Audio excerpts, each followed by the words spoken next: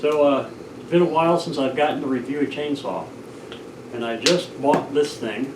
This is the UC3551A from Makita. It's a corded electric chainsaw.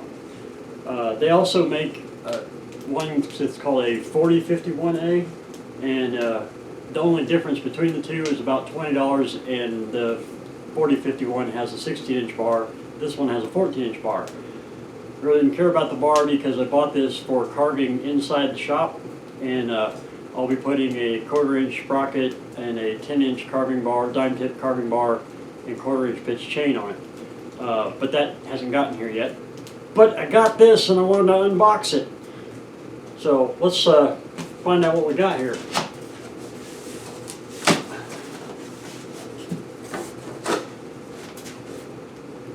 Okay. Bar cover, chain, a Makita bar,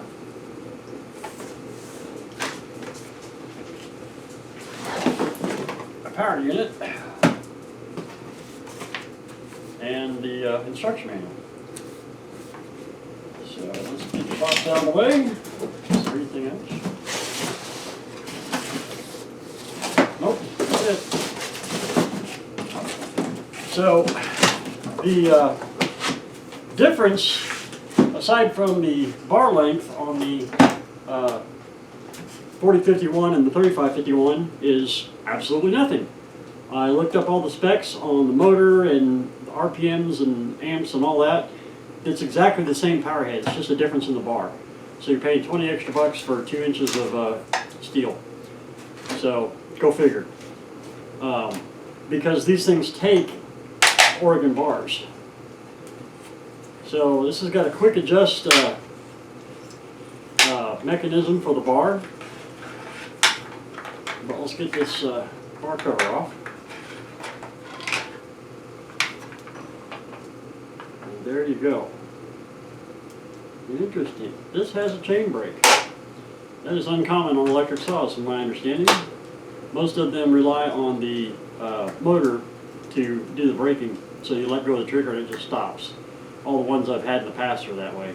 This one, however, actually has a brake and a drum, just like on a gas saw. Oil reservoir, not too bad of a placement. It's a little bit close to the brake, but that's all right. I think we can manage. Let's get the bar on it and see what we get. Okay, the chain too.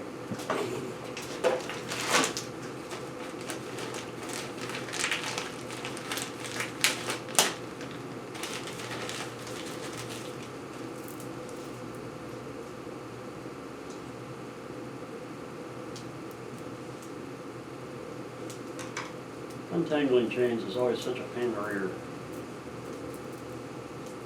There we go.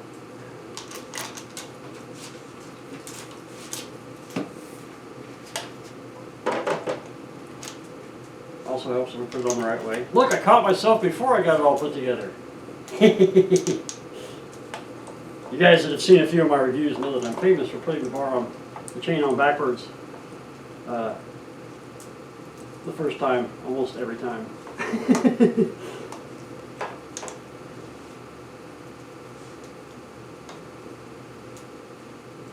Alright.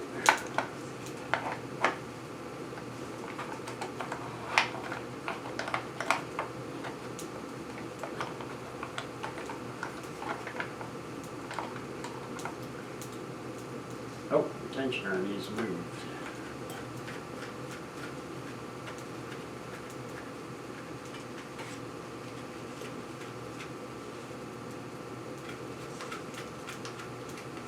There we go.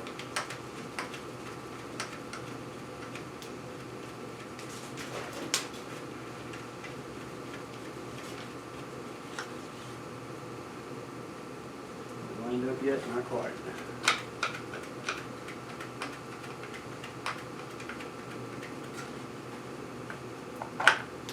There it goes.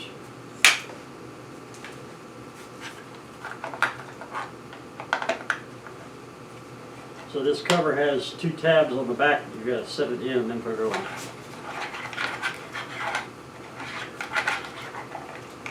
Which makes sense since it's only got 1 nut. Don't want to get that too tight yet.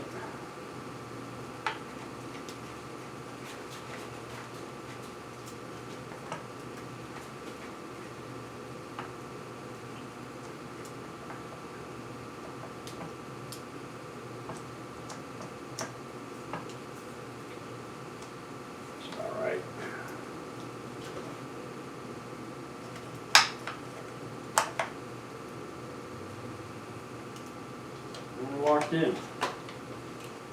So I guess I ought to put some bar oil in it before I actually start spinning that chain on there. That's pretty slick. It's kind of comfortable and it's not real heavy. I think we can deal with this. Let me grab my bar oil and we'll plug it in here and check it out, and then we'll take it out and make some cuts.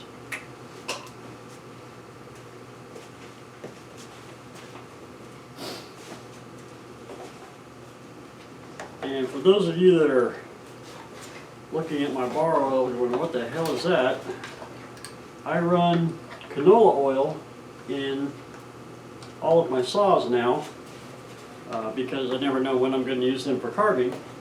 And since canola oil is clear on the wood, it doesn't actually show up on the carving.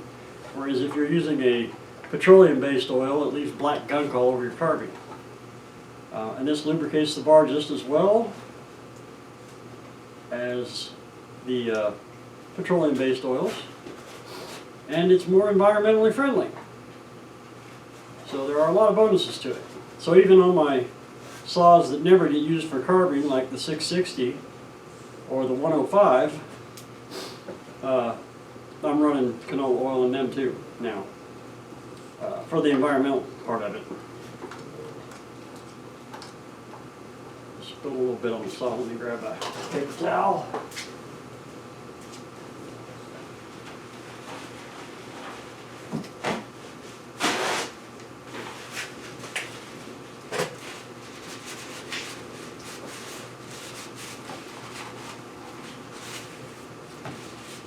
Oh, I spilled a lot more than I thought on there.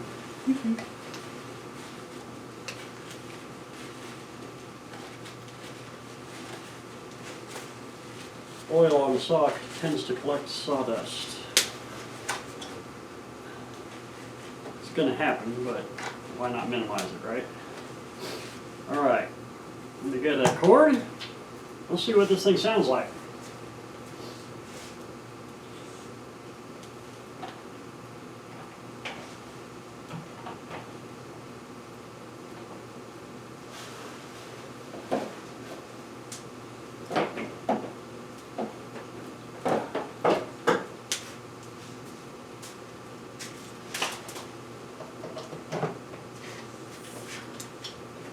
So this is one thing about it that I liked. A lot of electric saws, they have a hook on the body, and you take a loop of the cord and stick it in there, and then you got this, and so you got this big bulky chunk of wire back here. This, you just plug it in, and then you take the other end of this. Now, that will slide up a little bit.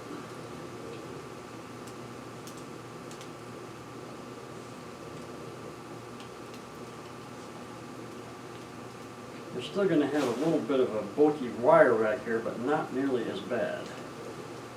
Oop, they're wrong.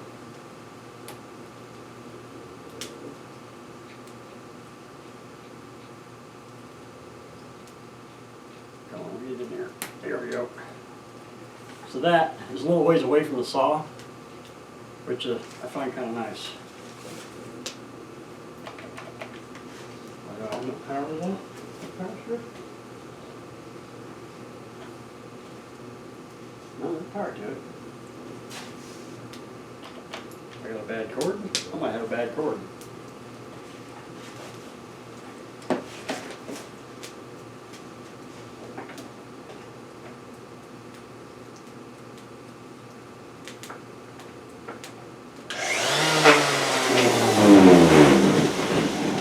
a bad cord.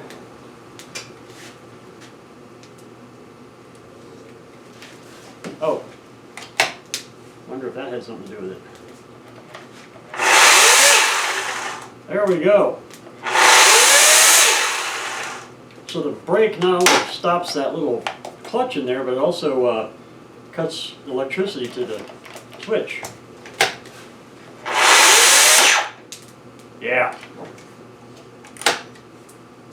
So the reason I chose this particular model is because it has a, I think it's 2,900 feet per minute blade speed.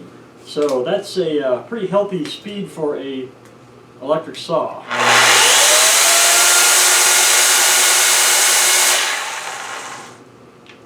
Yeah. I guess we'll just have to go out and make some cuts with it, see how it does. Be back in a minute. Alright guys, so I got a piece of maple. It's actually a quarter of a log, but it'll do.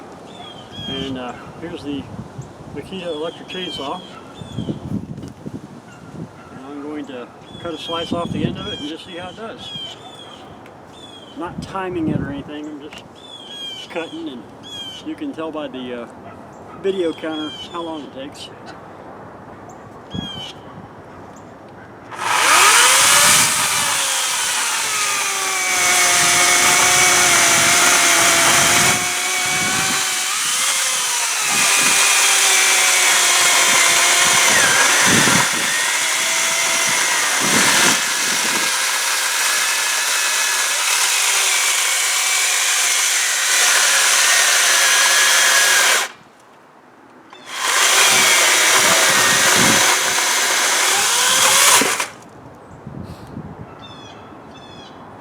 Not too shabby.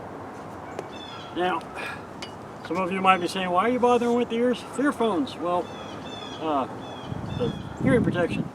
Well, because I also brought out the John Cutter 4500.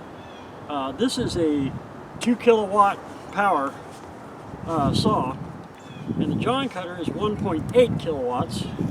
I thought I'd make a little comparison. So he's been sitting a while, I haven't started him, so give me a sec. One thing that's nice about the electric saw, no cold starts.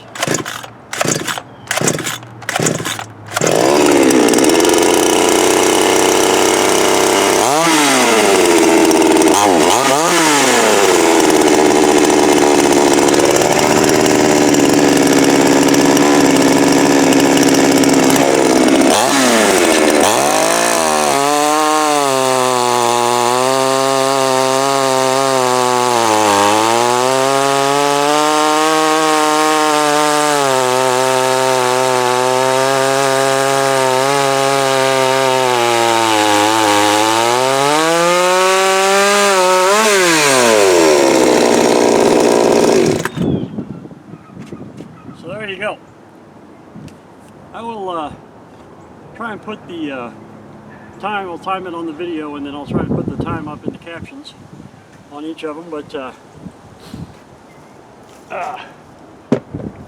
I thought they were fairly comparable. I wonder how the, okay, gonna try some more, more cuts. So, I'm going to cut with the grain, but of course I don't want to cut all the way to the sawhorse here. Let me do it from the other side so you can see what I'm rotating the two. You know what? Let me get a shorter log.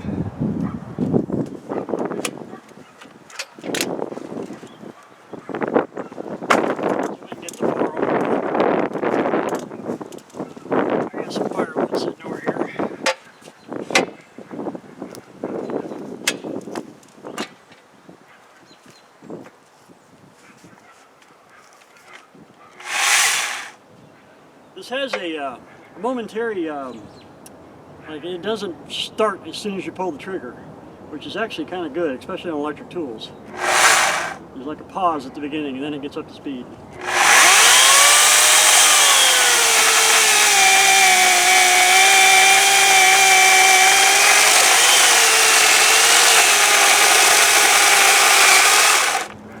So there's blade depth, bar depth, whatever you want to call it. It does tend to stick the shavings in there. It dumps chips pretty nice though.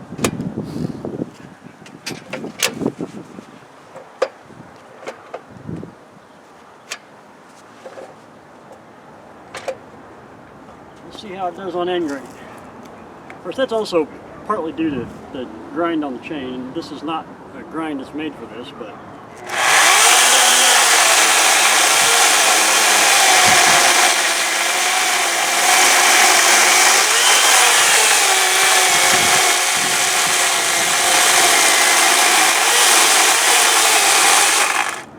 yep, I think I can carve with this one.